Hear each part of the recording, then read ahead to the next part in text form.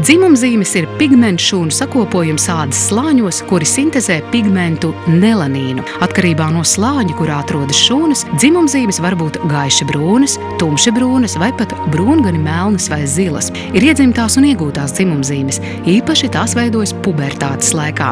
Dzimumzīmes var būt pavisam sīkas, bet ir arī tādas, kuru diametrs sasniedz 3, 4 vai pat 10 centimetrus. Dzimumzīmju veidošanos stimulē dabiskās hormonālās svārstības. Sievietēm tas ir saistīts ar grūtniecības, laktācijas un klimaksa periodu. Vislielākais dzimumzīmju skaits vērojams vecumā no 30 līdz 40 gadiem. Pēc 50 gadu vecuma dažas var pat izzust. Dzimumzīmju rašanos var provocēt dažādi faktori. Tie var būt arī ģenētiskie faktori, respektīvi iedzimtība. Tas var būt ultravioletais starojums, ko cilvēks ir saņēmis dzīves laikā, īpaši, ja bērnībā ir bijuši izteikti saules apdegumi. Tā var būt arī mūsu hormonālā sistēma. Skumji, bet fakts. Pasaulē pieaug ādas vēža slimnieku skaits. Melanoma ir ļaundabīgs audzējs, kas attīstās no melanocītiem, šūnām, kas producē pigmentu un pārsvarā lokalizējas ādā.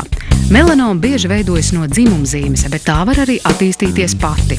Iedzimtās dzimumzīmes ļoti reti mēdz pārvērsties ļaundabīgā veidojumā melanomā. Biežāk tas notiek ar dzīves laikā iegūtajām dzimumzīmēm. Protams, ne visas dzimumzīmes ir ļaundabīgas. Cilvēkam pašam parasti ir ļoti grūti noteikt, vai dzimumzīme ir labdabīga vai ļaundabīga. Būtu vēlams vienalga reizi gadā vismaz pārbaudīt dzimumzīmes pie speciālista, kurš veic īpašu pārbaudi, izmantojot dermatoskopu aparātu, kas ļauj apskatīt dzimumzīmi daudz smalkāk, visas tās struktūras un precīzi noteikt diagnozi. Šajā gadījumā šīs metodas jūtība ir daudz augstāka, līdz pat 95%. Ļaundabīgie veidojumi jeb melanomas no labdabīgajām dzimumzīmēm lielākoties atšķiras pēc krāsas un izmēra. Melanomas bieži ir asimetriskas, bet arī neregulāra dzimumzīmes forma pati par sevi neliecina, ka veidojums ir ļaundabīgs. Precīzu diagnozi var uzstādīt tikai speciālists. Konsultējieties ar ģimenes ārstu, kas nepieciešamības gadījumā jums nozīmēs ķermeņa dermaskopiju. Latvijā melanomas biežums ar katru gadu pieaug. Jāsaka, ka viņš pieaug visās vecuma grupās, bet tomēr parādās ar vien vairāk jauni pacienti, kuriem konstatē melanomu. Līdz ar to būtu ļoti svarīgi apmeklēt ārstu, pārbaudīt šīs dzimumzīmes un izvērtēt riska faktors, kas var ietekmēt dzimumzīmu rašanos. Galvenie riska faktori, kas ietekmē dzimumzīmes veidošanos, ir saule, ultravioletais starojums un apdegumi, kas ir iegūta bērnībā. Ultravioletais starojums ietekmē mūsu pigmentšūnas, kas ir atbildīgas par dzimumzīmu veidošanos. Līdz ar to var veidoties jaunas dzimumzīmes un mainīties esošās dzimumzīmes, mainoties dzimumzīmes struktūrai.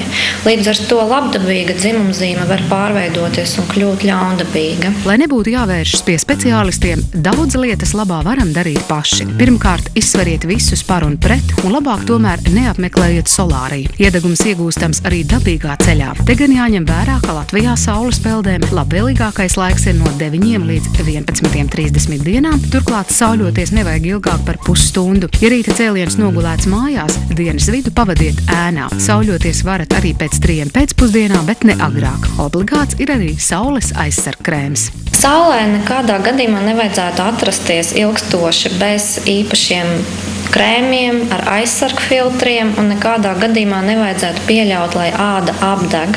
Īpaši rūpējoties arī par bērniem, kuriem āda ir ļoti jūtīga. Tas arī attiecās uz cilvēkiem, kuriem ir 1., 2. ādas tips, respektīvi tie ir tie cilvēki, kuriem ir ļoti gaiša āda un kura parasti neiedeg vai slikti iedeg un biežāk apdeg. Arī dodoties ceļojumā ziemas periodā, pilnīgi noteikti ir jāatcerās, ka gan siltajās zemēs, gan slēpojot kalnos, šie saules aizsargkrēmi ir jālieto. Runājot par aizsargfiltriem, būtu jāsaka, ka tas ir diezgan individuāli atkarībā no tā, cik ir izteikta saule un kāds ir ādas tips. Mūsu platuma grādos arī atkarībā no ādas tipa vajadzētu izmantot SPF no 25 līdz 50. Ja dzimumzīme ir labdabīga, bet, piemēram, pacientam nepatīk vai arī atrodas tādā vietā, kur bieži tiek traumēta, tad šādu dzimumzīmi ir iespējams likvidēt ar lāzera palīdzību. Protams, obligāti iepriekš ir jāveic dermatoskopija, šīs dzimumzīmes apskate un pārbaude.